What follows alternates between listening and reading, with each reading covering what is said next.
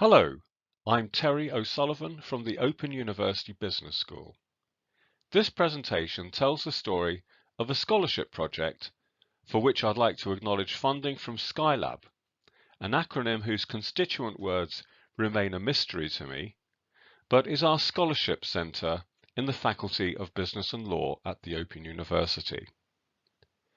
The project trialled the offer of a digital badge to encourage students to engage with employability-related learning activities on my Level 5 module in consumer behaviour, followed by a survey to see what they made of it.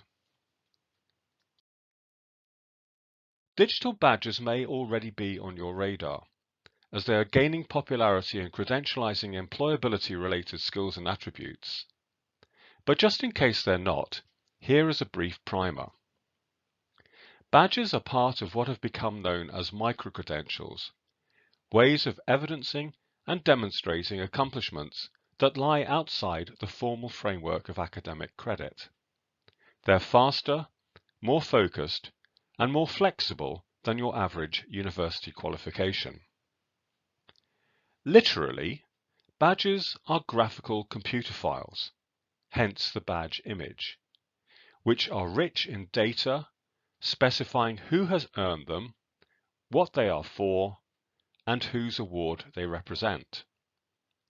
Because they are digital and connected, they can be packaged into larger qualifications by providers, mixed into unique combinations by users, and easily shared, particularly within the kind of automated systems which front-end an increasing number of recruitment processes.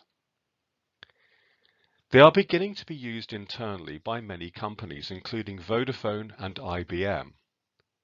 They're also gaining traction in higher education as ways of evidencing CV building activities and skills that go beyond the basics of a qualification. Through its free learning platform, OpenLearn, the Open University has become a leading provider of digital badges since it's launched Badged Open Courses, known as BOCS, in 2015.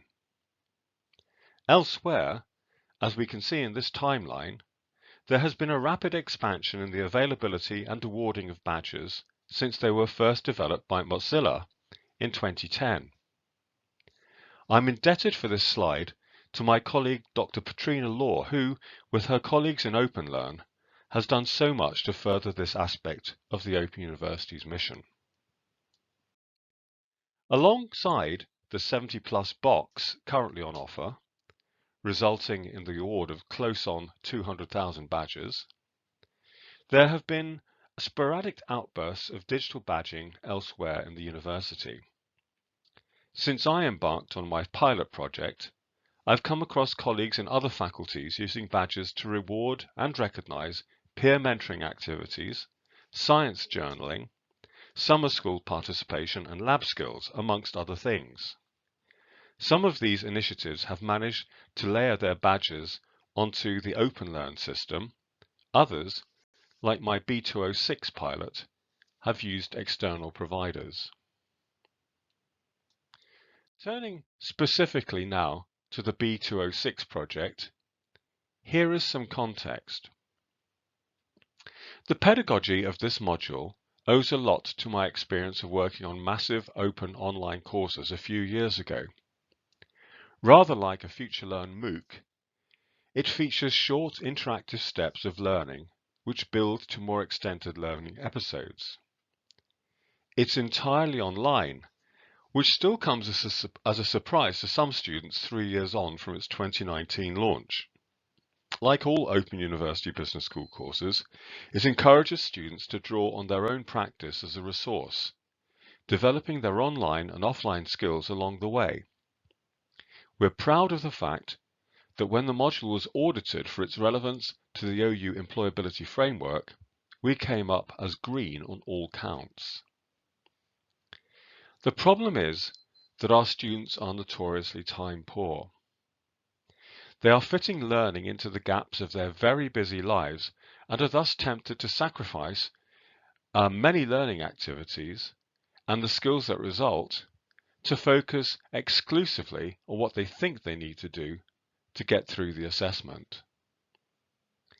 My hope was that by offering a badge as an incentive to have the relevant skills recognised, more students would do more on the module and enrich the benefits available to them. The project plan involved emailing students from the previous and current presentations, all of whom would have been exposed to relevant learning activities, about 700 in all. We asked them to write brief reflections on 5 learning activities or assessments, each of which had supported an element of the OU employability framework. The reflections were submitted together on a specially designed page within the Open University's Future U tool. This is a tool rolled out on the majority of modules which students can use to reflect on and record their learning. It seemed a great vehicle for this initiative, but in its original format, only the student, him or herself, can see what they have written. So we had to create a new page for B206, the B206 badge track page, whereby any reflections entered could be seen and verified by a third party. Essentially, this used a Moodle quiz setup featuring short answer essay questions, hence the need to answer all 5 of a possible 10 answers at one time. Following confirmation that the reflections were present and valid, the verifier authorized the issue of a badge from Open Badge Factory. The B206 badge track page also featured full instructions, including guidance on how to structure a reflection with an example, and a link to a how-to video I'd created and linked from YouTube. Here's a still from that video, which attracted 79 views, so I have some way to go before becoming an influencer. YouTube analytics are good for humility.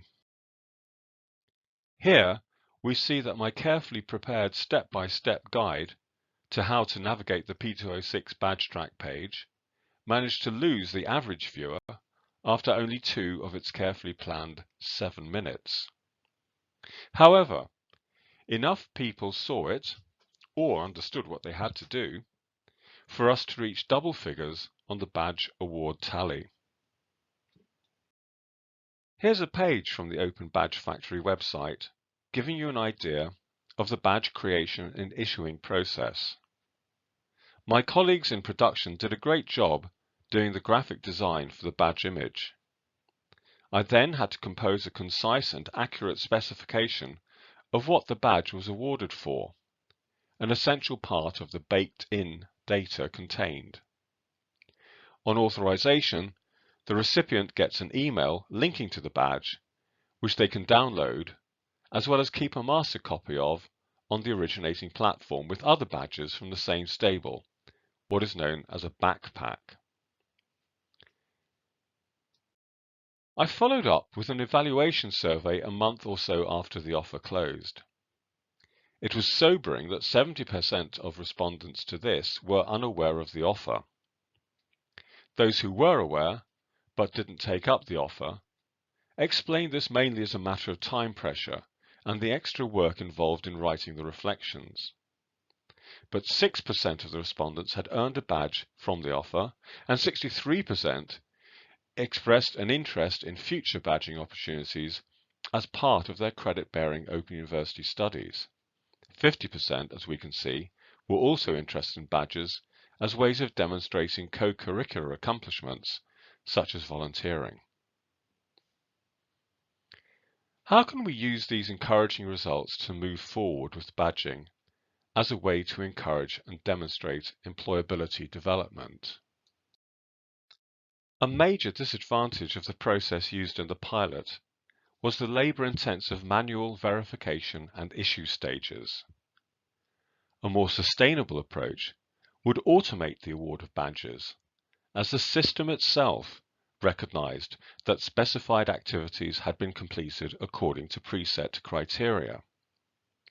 This functionality is becoming available in the standard virtual learning environment for credit-bearing modules, and is already well established in how OpenLearn awards badges on its badged open courses. Text recognition software might enable automation of the assessment of written reflections, but this is still an uncertain art and would also require human verification as a quality assurance measure. More strategically, just as the Future You tool encourages students to make sense of their employability journey across modules and qualifications, so I feel the true potential of what digital badges can offer students is beyond the individual module, at level-specific or qualification-wide application. Working on this project has introduced me to other enthusiasts for widening the application of badging into aspects of credit-bearing provision. It's meant that we've become involved in discussions about a university-wide strategy on the nature and application of badging in the future across all aspects of what we do. It's also led to another scholarship project, uniting colleagues from different faculties, our Careers and Employability Service, and OpenLearn, to take a comprehensive look at user perceptions of digital badges across the stakeholder groups of students, staff, and employers. If you'd like to get involved or find out more, email bopeep@open.ac.uk.